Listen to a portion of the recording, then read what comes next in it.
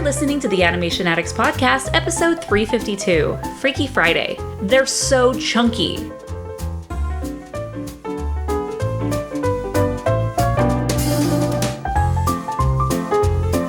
Welcome to the Animation Addicts Podcast with the Rotoscopers, the number one place to get your animation fix with animation addicts just like you. Each episode, we dive into the wonderful world of animation featuring Disney, DreamWorks, Pixar, and everything in between. From hilarious discussions and movie reviews to interviews with industry insiders, this show's mission is to brighten your day through our love of animation. So hop on your nerdy couch, grab some snacks, and get ready to hang out with your animation besties because it's time to dive into today's episode. Hey there, Animation Addicts. I'm Morgan Stradling. And I'm Chelsea Robson. We're back switching bodies for another fun episode. So we did it. I'm not going to tell you our secrets, but this is actually Morgan's voice coming out of Chelsea's body, and Chelsea's voice is coming out of my body. We just felt so inspired that we thought, let's do that ourselves. So we went to our local Chinese restaurant, grabbed a few fortune cookies from the grandma in the back, and boom, we have made it. And it's a strange sensation being a mother of four, now having to act, or at least acting like a mother of four. This is the greatest thing for me. I'm living my best life over here, except for, the little injury that you have on your elbow. I'll take care of that. I'll work on that for you. Okay. I have some time. So yeah. I appreciate that. Thank you. Of course. Yeah. Anything for you. So today we are talking about not an animated film, but we're just having a fun, we've been talking about these remakes frequently in 2025, these live action remakes, and we just couldn't help ourselves with Freakier Friday coming out. We like Disney films. They're ancillary to animated films. They're siblings in a way. And so Freakier Friday coming out, it'd be fun to review that one. But before you do, you got to talk about, and I'm not going to say the original, but you got to talk about the one that came before this one. That it's the sequel to is Freaky Friday. The good old days with Lindsay Lohan, the voice of a generation. The voice. The face of a generation, maybe. Yeah, 2000s were an interesting time. We had all these, these starlets. You had the Hilary Duff. We had Lindsay Lohan. We had Amanda Bynes for a period of time. And these young stars that came and performed in these movies definitely had an impact. After The Parent Trap, Lindsay Lohan had a 3-contract deal with Disney. And so she was able to do a few films and definitely keep her name out there and in the spotlight. And she kind of became this big deal. And she really was. Yeah.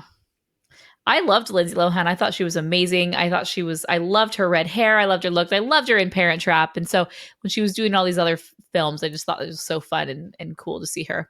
We're fans.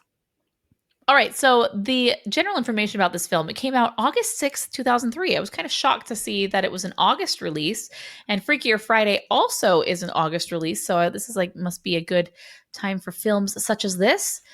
Production studio, Walt Disney Pictures and Gun Films. Distributor, Buena Vista Pictures Distribution. The director was Mark Waters. Screenwriters, Heather Hatch, Leslie Dixon. Composer, Rolf Kent. Budget, $26 million. And did a box office of $160.8 million. Definitely very, very successful film for Disney. Very low budget for the time. It wasn't low budget. It wasn't kind of like indie film budget, but it was very modest budget for the time. And then it did decently well in theaters, made that back and some, especially for an August release. And I remember having this soundtrack in my car and listening to it all the time. And even it must have had a few of the tracks of the score on there, because as I was watching it, I was like, this is ingrained into my brain. This track where you're walking from here to here. It's just funny how music does that when you just kind of listen to things on repeat over time, and especially scores.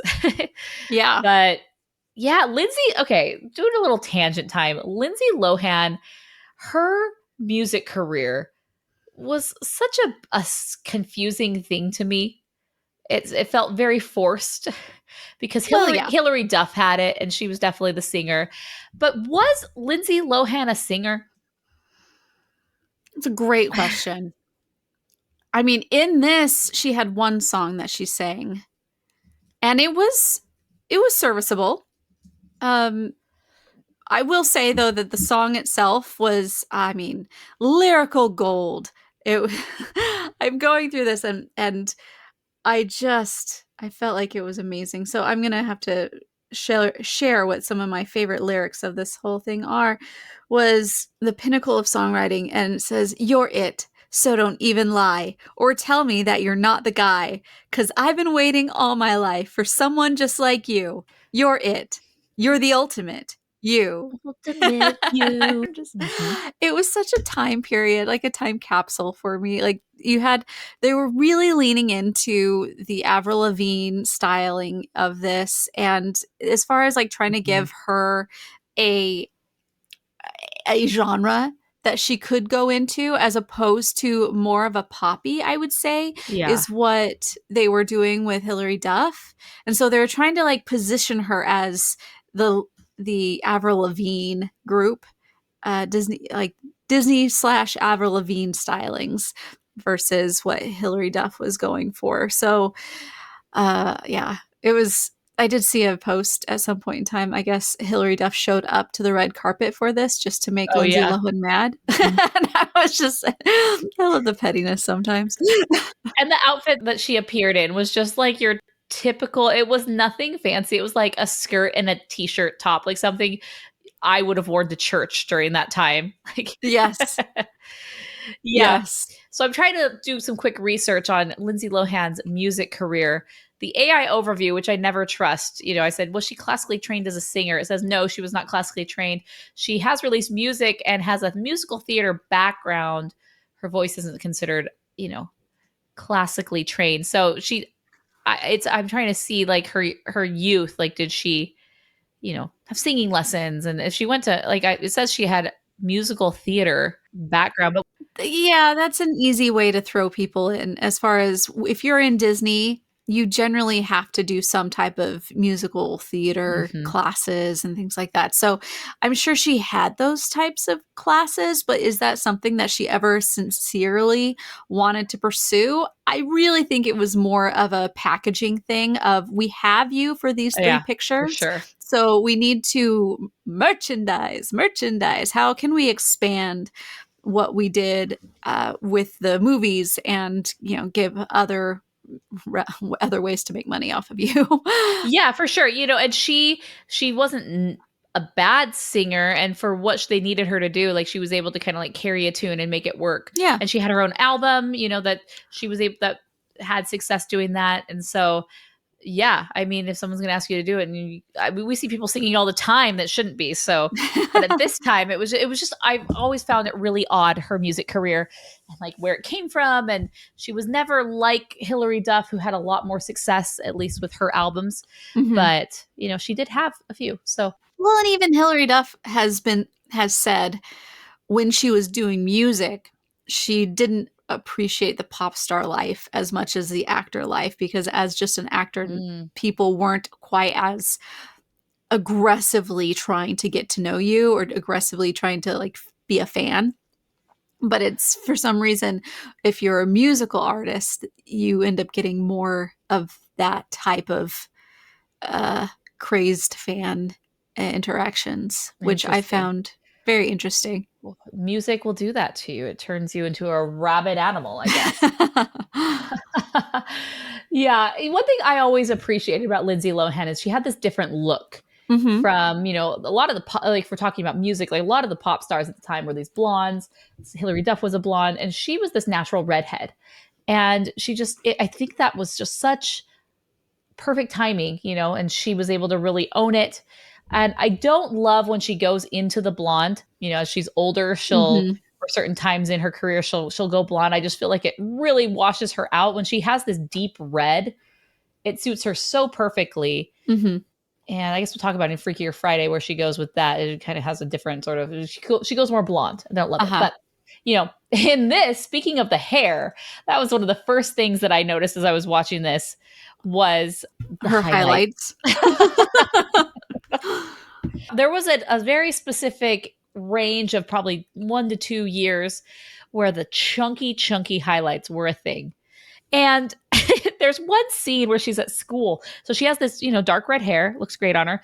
But then because she's supposed to be more punk, she has these really blonde, chunky highlights up top. But sometimes they look like when you get highlights and you're at the hair salon and they've just pulled the foils out of your hair if you're bleaching your hair, and your hair is like stark white and stuck to each other because and still not washed out at all. Yes, not her hair literally looks like the not washed out fresh highlights. Yeah. Once you wash them out, then they blend better and obviously all of that. But the whole time I was like, oh, this is not. There are certain scenes where it's parted a certain way and it's brushed. Right, when she is the mother. And it looks okay. Other times I'm like, oh, these are so chunky. It's so chunky. That's my title. They're so chunky. I think I actually liked it especially when her hair was up in a bun and you had like the one side that had all the highlights and the other side didn't. I liked it.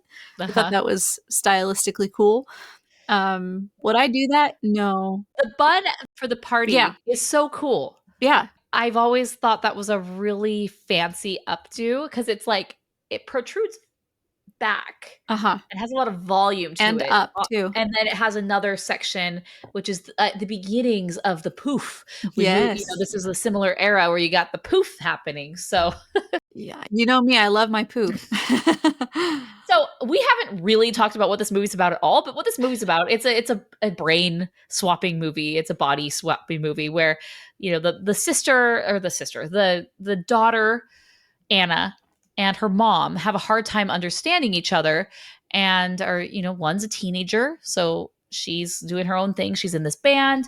She's misunderstood by her mom. And obviously at school, there's things happening. And so she tries to explain to her mom. Her mom doesn't believe her. And then there's Tess, who is Jamie Lee Curtis, who is her mother, who's a therapist. And she, this is like, these movies are timeless. There's so many of them, adults not understanding teenagers, teenagers not understanding adults. It's very classic. And then, and then there's this big thing where the wedding's happening this weekend and we go have we think we're going for a nice Chinese restaurant. That looked like a great restaurant, Actually, it was very stylish. Yes. And I liked it. I would classic absolutely Chinese restaurant with the big circle tables that have the Lazy Susan in the middle, and it looks like somewhere I would like to be, Yeah. And it family owned, obviously. You got the mother, the daughter. I'm sure other people were involved in the family, and so grandma gets involved. Grandma, Chinese restaurant. I don't remember her name, but Pepe. There's Pepe, a Chinese restaurant manager, and Pepe's mother. So Pepe's mother does not have a name, but she somehow has these fortune cookies that have magical powers that are able to switch each other's bodies. And you know what? This is funny. This is quirky. I don't need to know any more about how does she have powers? Right. Why does it work this way? It's like, meh.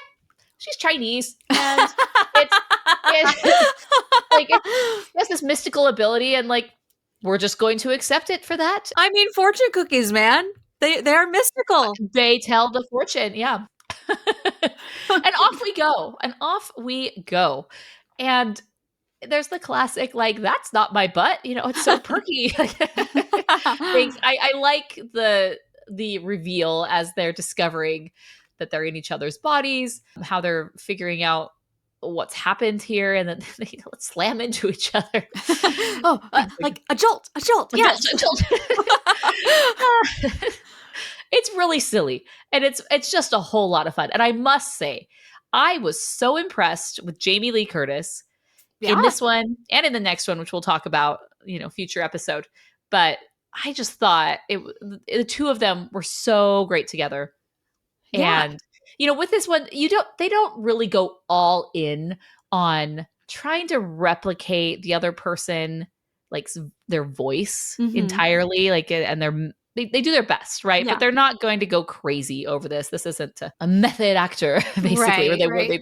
they became the other person for 2 months before going into this role. But they do their best.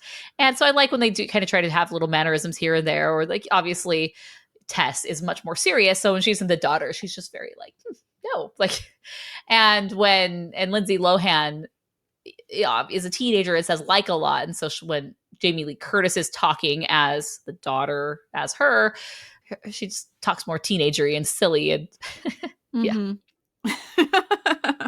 And even just like how they interact with Harry too, the youngest son, Mhm. how you go from Lindsay Lohan's, the daughter, sister being just like, "Ugh, you weeb, you loser," kind of thing, and then uh, to be the next day, like it's the complete swap from his perspective is like, what is happening?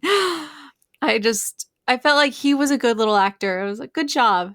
That was Ryan Malgarini. He did a good job. Good job.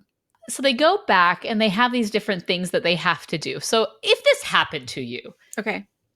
you would just stay home. Like, Oh yeah.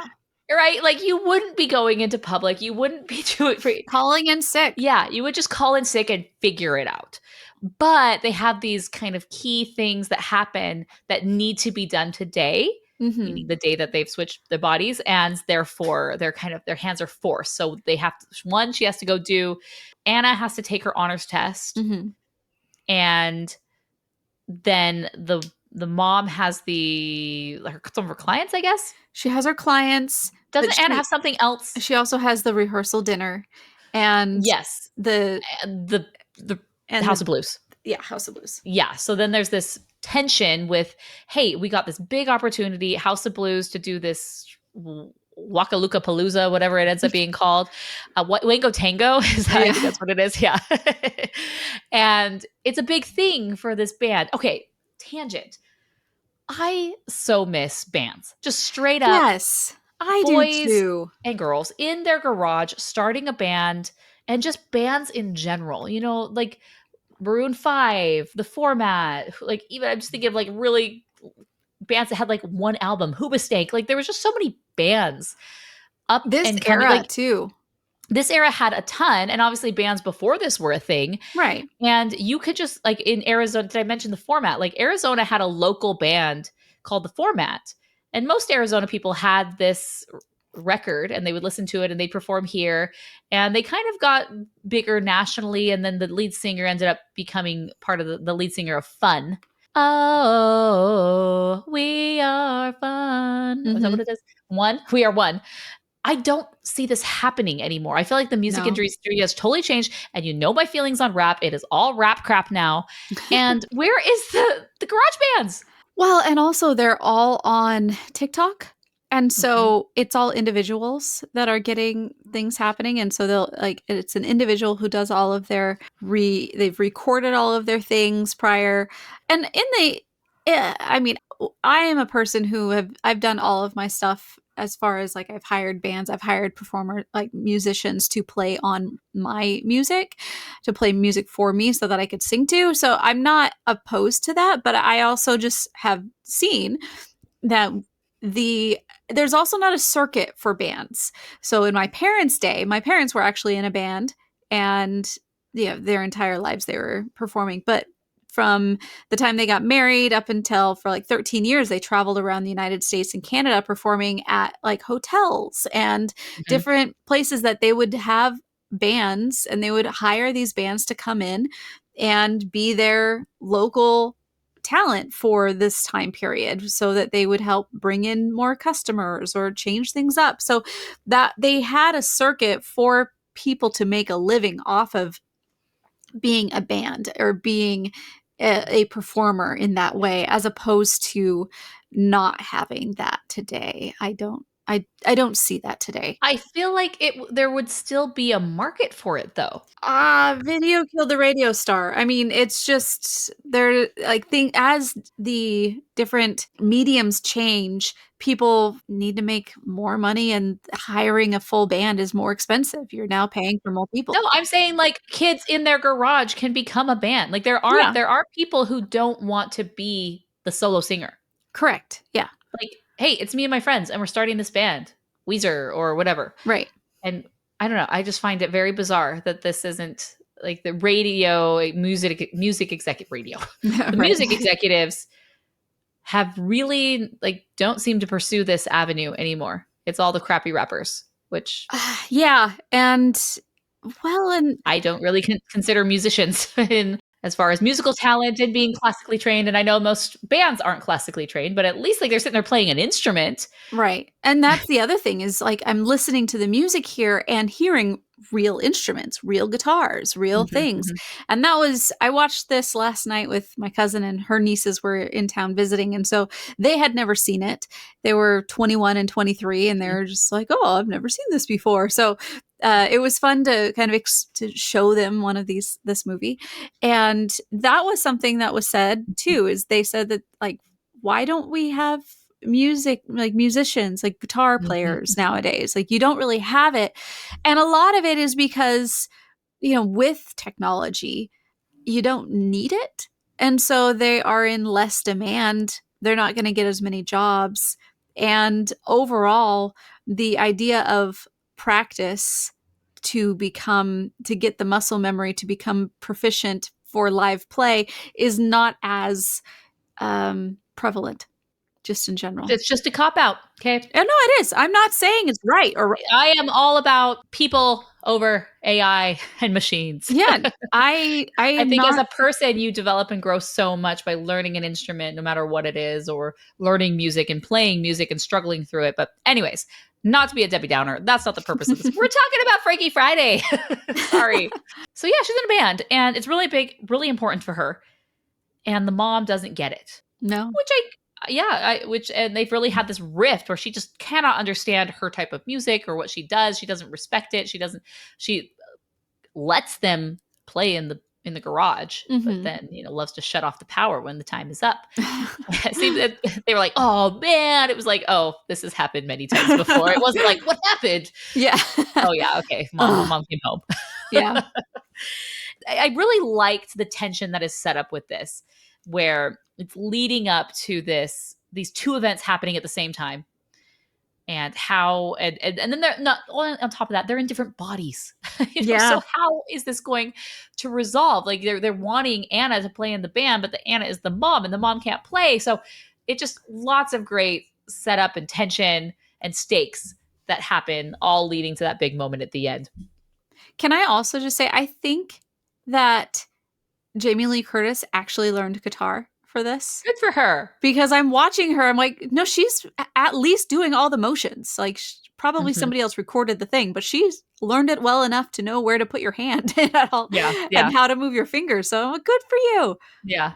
Nice. So then we have the hottie, Ah, Chad Michael Murray, who was a big guy at the time. He was on One Tree Hill and Gilmore Girls. Apparently, Sullivan's Crossing from. Oh, okay. Sullivan's is brand new. Okay. I haven't. I read this. It said 2003 to present, and I'm like, there's a show that's been going on since 2003. It's still going. I don't know what this is. No. Okay. So he's in a newer sort of show, but he was the big One Tree Hill guy. Which at this point, when this came out, I mean, One Tree Hill was just barely getting started. So he was kind of maybe earlier in his career. I'm sure he had a whole bunch of other things that he had done, but he was the heartthrob. He was the guy, Oh, I and thought he was so handsome. Oh, yes. still do. I still do. I hold to that. He's aged quite well. Oh, well, not to spoil anything, but there's a bit of a little cameo in Freakier Friday. I am excited for Yeah. this. I'm Yeah. about to see So it. Well, I put Sullivan's Crossing on there also because Stephanie decided to watch it, and so I was watching it with her, and he's very pretty. He's a very good person to watch, and I thoroughly enjoyed the fact that he was in this, but also the show itself not good. It's so oh. so slow. And everybody has the same speed of talking.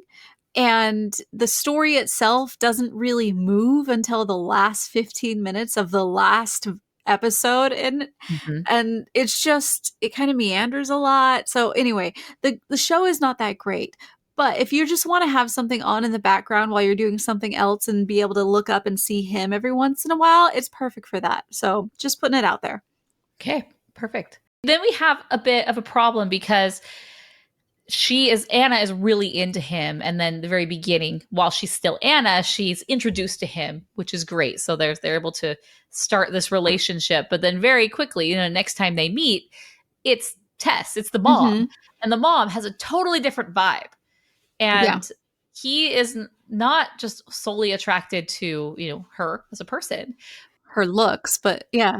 Yeah, her looks as a person, but it's like who she is internally, like her brain and the things she's into. And so, so when he eventually encounters the mom, which is actually Anna, Lindsay's character, they like hit it off, and they're talking about the Ramones and all these bands and like they have all these things, and it's like, oh no, It's so awkward. Like, it's funny. as a teenager watching this, you really didn't see it as awkwardly as Yeah, an for adult sure. watching it. Like, oh my gosh, what is happening? But it never seems like a romantic thing for him. He's just like, wow, you're cool because Yeah, but he also just like shows up at everything and is mad that she's getting married and is like, he has fallen head over heels for the girl inside of this woman. And it's like he just shows up to her rehearsal dinner. Like, there's so many red flags to me. at the very end, he shows up at the wedding. Yes. Like, it doesn't appear he was invited. He's just there. And weddings are things that you don't just whoops, hey, let me see you here. So yeah, I could see the red flags. There were just so many red flags, but it really didn't matter because once again, Chad Michael Murray was a very handsome man at all ages. So there you go. Yeah, I like this movie. I watched it with my kids, and it's PG. I asked Chelsea, ended up watching it before me. I was like, is there anything I gotta watch out for? She's like, no, and there wasn't. It was funny, and they were giggling and laughing, and I'm like, oh, good, just good family film. To me, it's so funny because like the era that a movie comes out with, like I kind of in my mind, this is a teen movie, Right. Because it came out and I'm Lindsay Lohan's age basically, so Yeah. and that's what it's set in. It's set in high school, but you don't have to be a teenager to enjoy this movie at all. Little, younger kids can enjoy it as well. So definitely like a fun family film for understanding those things. So yeah, there's just so many fun moments. I mean, you have the classic bratty girl. Ah, yes. Who is the same bratty girl as in Hilary Duff's movie, A Cinderella Story, also featuring Chad Michael Murray. Yes, this was first, and then Cinderella Story was next. So he was kind of on a roll. This was his second movie that he had done, but he had done a lot of TV beforehand. I mean, he'd done Gilmore Girls, Dawson's Creek. He was in 12 episodes, and then you always are like a character in one film, like CSI. You're like a character who dies or something that appears, and then Lone Ranger, he was in a pilot for that, and then obviously One Tree Hill. So, and once you kind of get these TV series that go somewhere, you're locked in, which is good. One Tree Hill was around for a while. Yeah, he was trying to really make this. You want to do movies too in your off time. So of course, he was the heartthrob for at least those films. There's things that they do that it's like, oh, it really hurt my soul when they switch bodies, and then he's so nice and he lets her retake the test. Yeah. Because of what happened. The girl really is bratty and got her in trouble taking the test. So her test was unfinished, and he works at the school. And so I didn't know if he was like a student at the school and also worked at the school. I think that's what it was. Maybe. Kind of like a TA situation, but you don't really have that in high school. He had some sort of school job, and then he has another job after school, but he lets her in. She finishes her test, and then and this is Tess, and then she let me down when she went and she erased whatever that girl's name was, Stacy. Yeah, that was kind of that's interesting. That's interesting that her mean girl came out. Like, you expect an adult to be a lot more. And he didn't like that because at this point, he thought he was interacting with Anne. I mean, he the whole time he does, but I don't think he'd met the mom yet. And he was like, ooh, I don't like that. That's not what I thought you were. And it really affects Tess. Like, oh, I messed this up. And then so flipping to Anna as Tess, she goes, she takes the Amex, she goes shopping, she gets the piercings, Oh she yeah. cuts the hair. Oh my gosh, like that is a good haircut for Jamie Lee Curtis. Uh-huh.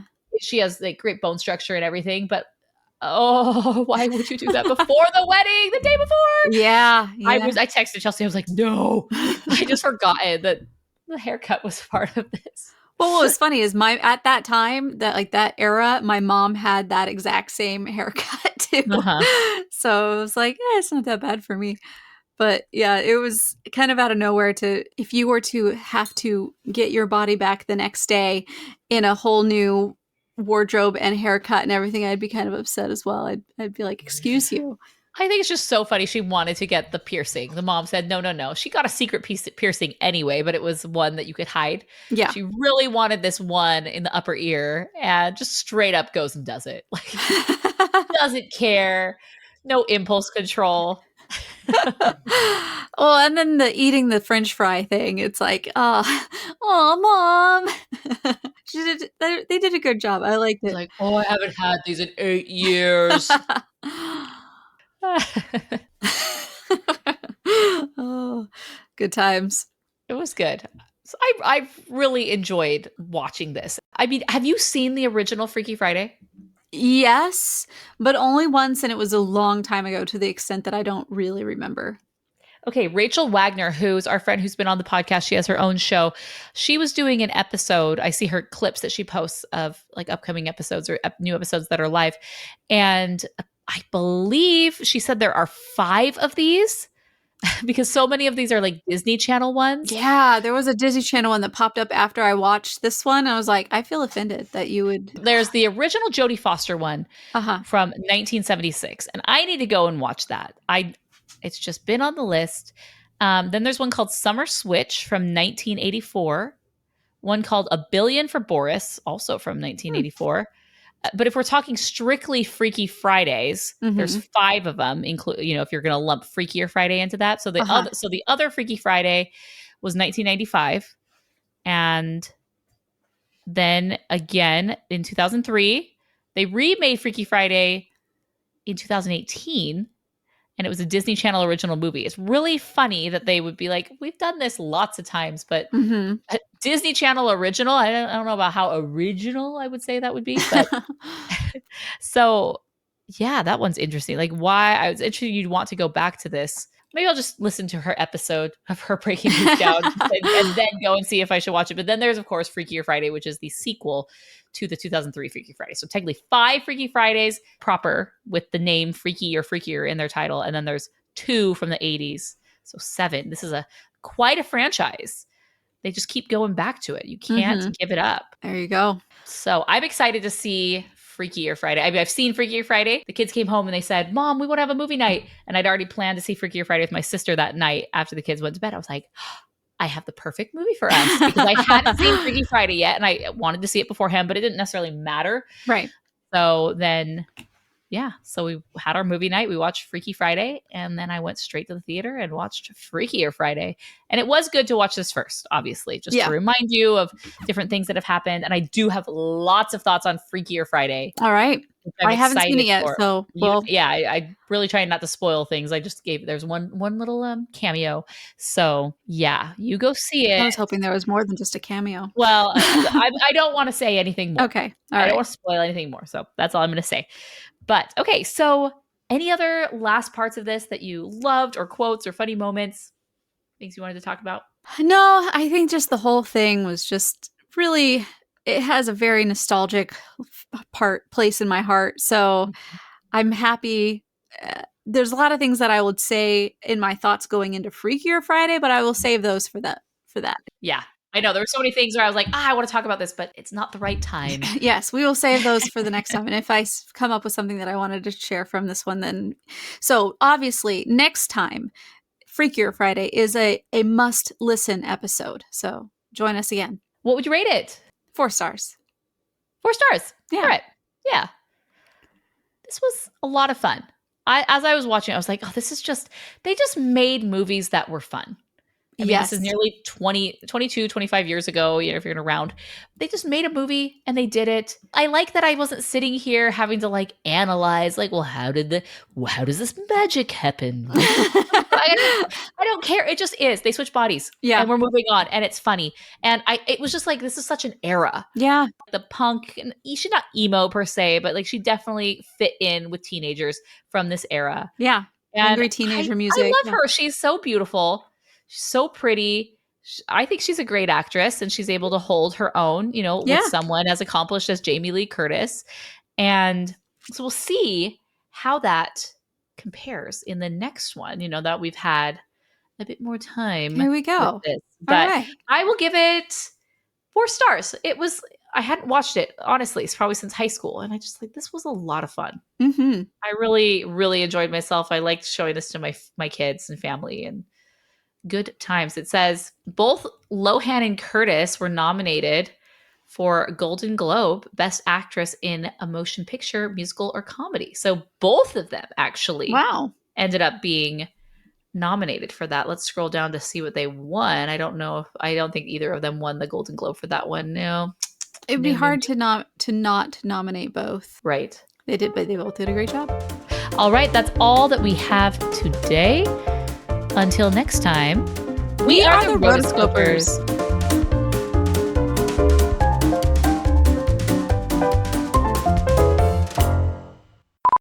Things happening, and so they'll it's an individual who does all of their that's fun. Sorry, I picked up my cup to take a drink out of it, and it must be like similar-ish hue to the green screen. And so as I was holding it up, it was like showing my green screen background. Sorry, not to distract you. No, that's fun. When are you going to see it? I don't know, maybe tonight. How's the theater there? Fine. It's like a normal theater.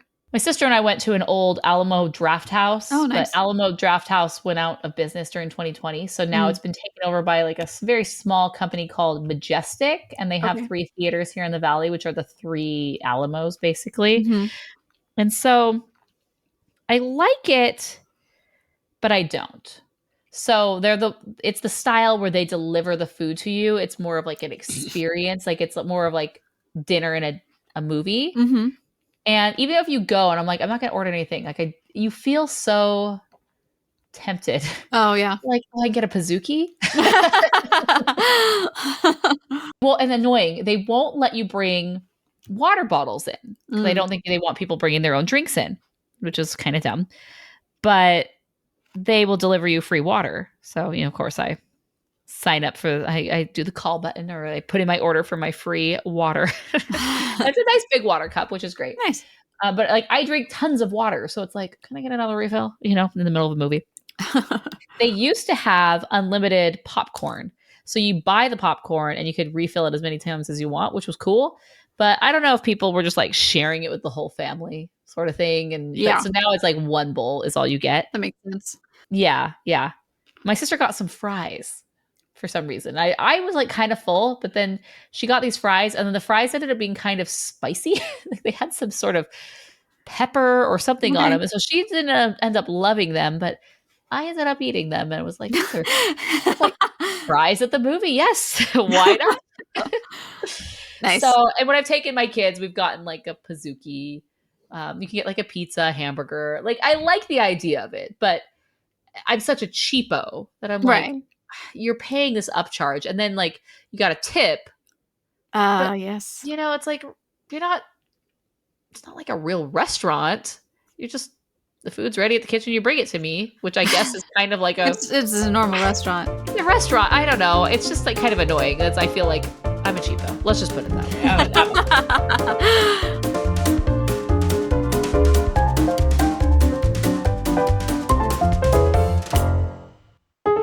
You've been listening to the Animation Addicts Podcast. If you enjoyed this episode, don't forget to subscribe and be sure to leave us a 5-star review. We're available on Apple Podcasts, Spotify, and wherever you listen to podcasts. And if you want to help spread the word, be sure to share the podcast with your friends on social media. Just don't forget to tag us at Rotoscopers on Instagram and use the hashtag Animation Addicts. For all the links and full show notes for this episode, go to rotoscopers.com/podcast. Now, if you still can't get enough for your animation fix, be sure to subscribe to us on YouTube and visit rotoscopers.com for more animation news, reviews, and interviews. Thanks for listening.